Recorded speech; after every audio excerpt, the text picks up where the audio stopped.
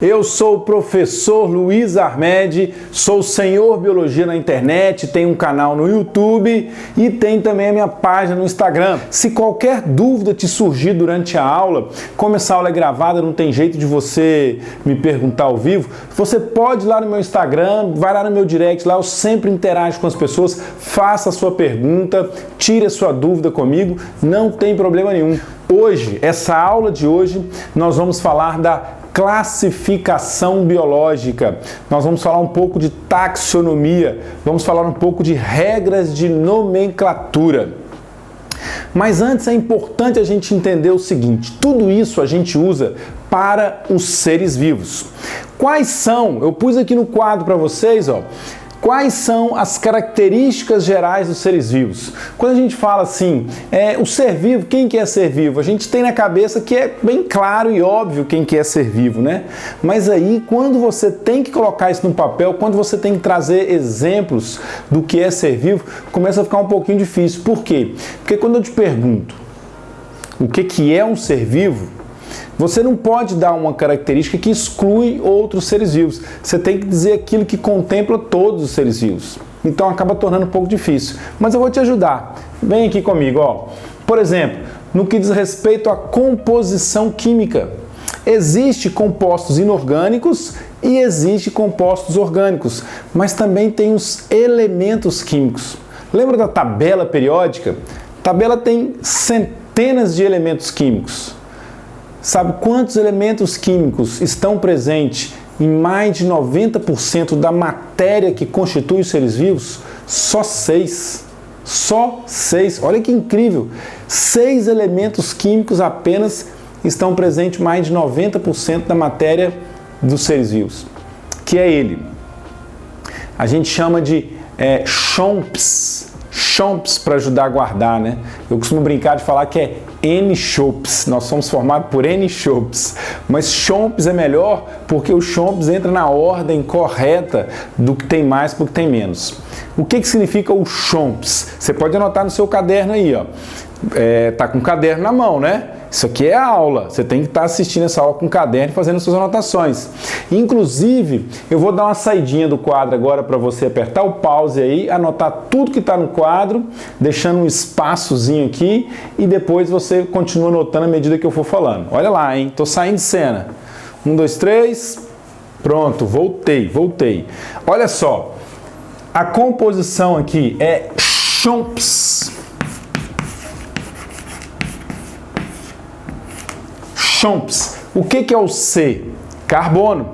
O carbono é o elemento químico presente em maior quantidade na constituição dos seres vivos. Hidrogênio, oxigênio, nitrogênio, o nitrogênio está presente na nossa estrutura, fósforo e enxofre. 90% da nossa matéria, da matéria de todos os seres vivos, tem esses elementos químicos aqui, ó. CHOMPs. Beleza? E esses elementos químicos se organizam formando as moléculas químicas. E as moléculas químicas que estão presentes em nós, a gente chama ela de compostos orgânicos. Existem os compostos inorgânicos e os compostos orgânicos. Exemplo: carboidrato, proteína, lipídio, ácidos nucleicos, vitaminas, tudo isso aí são compostos orgânicos. Então, no que diz respeito às características gerais dos seres vivos, a composição química deles é bem característica. Todos, CHOMPs. Organização celular. Isso é uma característica de ser vivo. Isso veio com a teoria celular. Desde quando eles brigavam e discutiam lá sobre a hipótese da abiogênese versus hipótese da biogênese. Quem é que estava certo? Demorou quase 300 anos para os cientistas do mundo perceber que a hipótese da abiogênese não dava certo, não era correta. Mas o que é isso? Só relembrando aqui vocês do terceirão aí. A ideia da abiogênese dizia que a vida poderia surgir de matéria não viva. Os caras tinham até fórmula. Você pegava pano velho, resto de comida, deixava num canto escuro do sótão da casa, 21 dias depois, olha a precisão do experimento dos caras, 21 dias depois tinha vida brotando daquilo ali. larvas, baratas, ratos. Olha, parece um absurdo para você, né? Mas grandes cientistas da humanidade, como o próprio Isaac Newton da física, acreditavam nisso. Era a teoria vigente. Mas aí depois, com várias tentativas, Francesco Redi, Spallanzani e finalmente Louis Pasteur, eles conseguiram derrubar a teoria da biogênese e mostrar que a teoria correta era da biogênese, que a vida só pode surgir a partir de vida pré-existente. Uma vida origina a outra.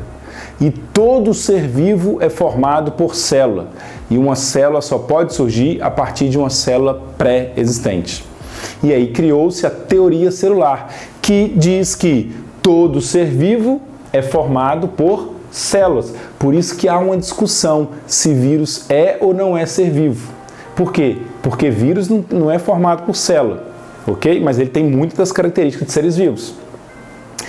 Outro ponto muito importante, a existência de metabolismo. Todo ser vivo tem metabolismo. E o metabolismo pode ser tanto de construção, que é chamado anabolismo, e o metabolismo de destruição, que é chamado catabolismo.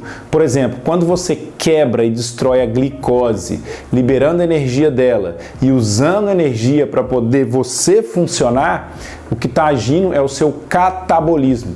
Quando você vai lá na academia e faz musculação e toma aqueles complementos de proteína e come muito ovo e tudo mais, e o seu músculo vai ficando grande, isso aí é anabolismo, que é o metabolismo de construção. Então, ter metabolismo é uma característica típica de ser vivo. Beleza. A hereditariedade, o conhecimento maior da hereditariedade veio com a genética mendeliana, mas a capacidade que os indivíduos têm de ter filhos, de ter descendentes e deixar para esses descendentes as suas características, a capacidade de hereditariedade é típica também de seres vivos. Somente os seres vivos podem transmitir suas características hereditárias. A possibilidade de reprodução. A reprodução, seja ela assexuada ou sexuada, seja essa reprodução que traz variabilidade ou não traz variabilidade, não importa. A capacidade de reprodução é característica típica de seres vivos. A possibilidade de evoluir. Os seres vivos podem evoluir. Hoje tem-se esse entendimento. Ele não sempre existiu. Um grande taxonomista, por exemplo, que é Carl von Linneu, ele acreditava que não existia a possibilidade das espécies evoluírem. Elas eram do jeito que eram, desde a criação, e não surgiam novas espécies, e aquelas espécies que tinha no mundo é a que sempre tiveram, é a que sempre existiram. Enfim, com o avanço da ciência, o avanço do conhecimento, o surgimento das ideias evolutivas, percebeu-se que a capacidade de evoluir é uma característica também típica dos seres vivos. Reações ou reação a estímulos, quando você promove um estímulo e aquela estrutura reage a esse estímulo, isso é um sinal que aquilo é um ser vivo, quando você está descobrindo uma nova espécie, por exemplo. Então, a capacidade de reagir a estímulo é uma característica de ser vivo. E o crescimento também. Os seres vivos, eles nascem, crescem, desenvolvem, reproduzem e morrem. Então, senhoras e senhores, tudo isso aqui são características que compõem os seres vivos.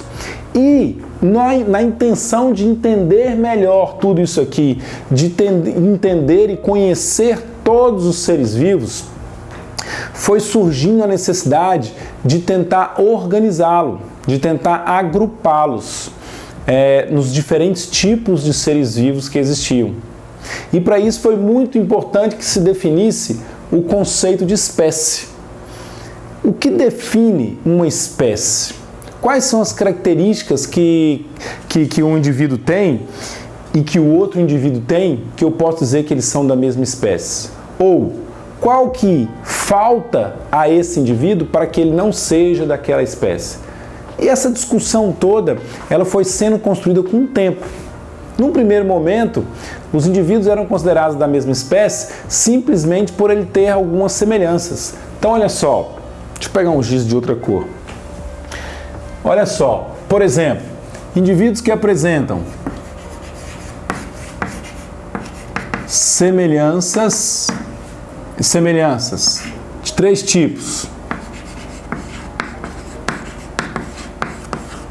morfológicas,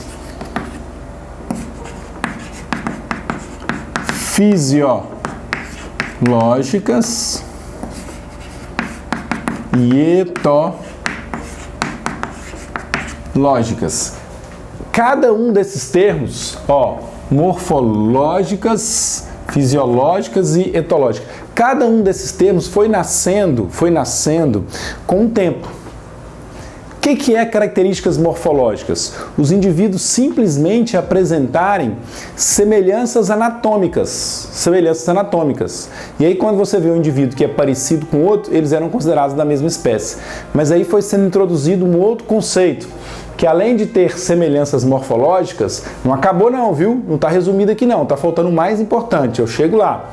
Além de apresentar as características morfológicas, eles ainda apresentam características fisiológicas. Fisiológicas diz respeito ao funcionamento do organismo. Por exemplo, que tipo de comida eles comem, se eles comem comida semelhante, por exemplo, se eles são carnívoros ou eles são herbívoros, e se eles são carnívoros, que tipo de outros seres vivos ele come.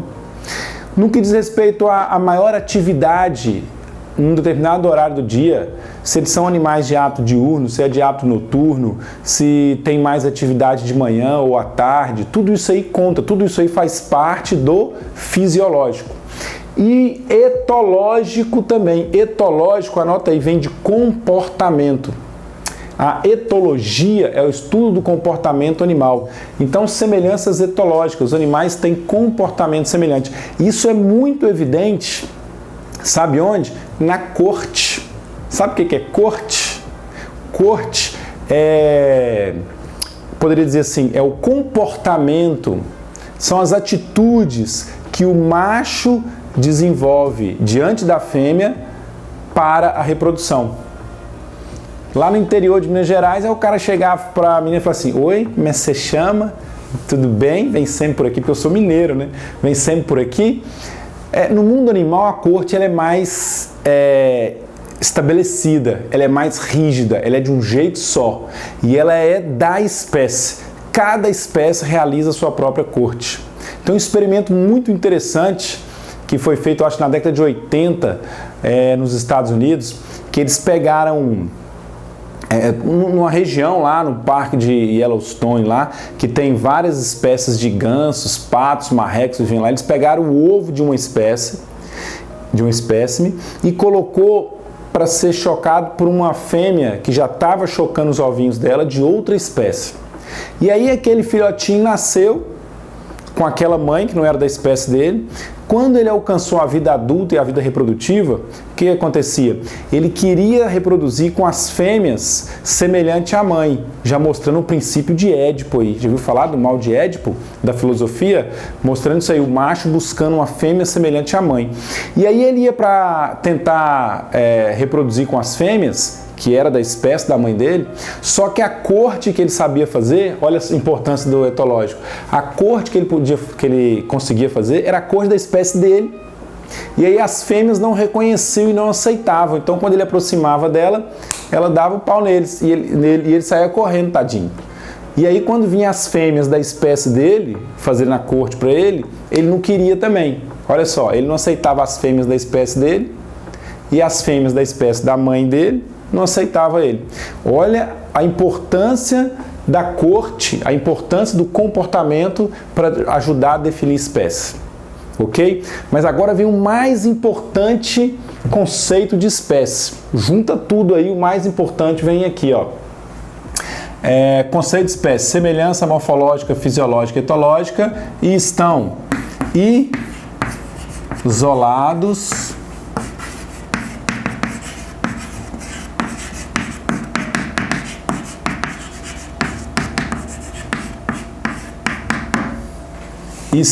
isolados reprodutivamente. Este é o mais importante conceito.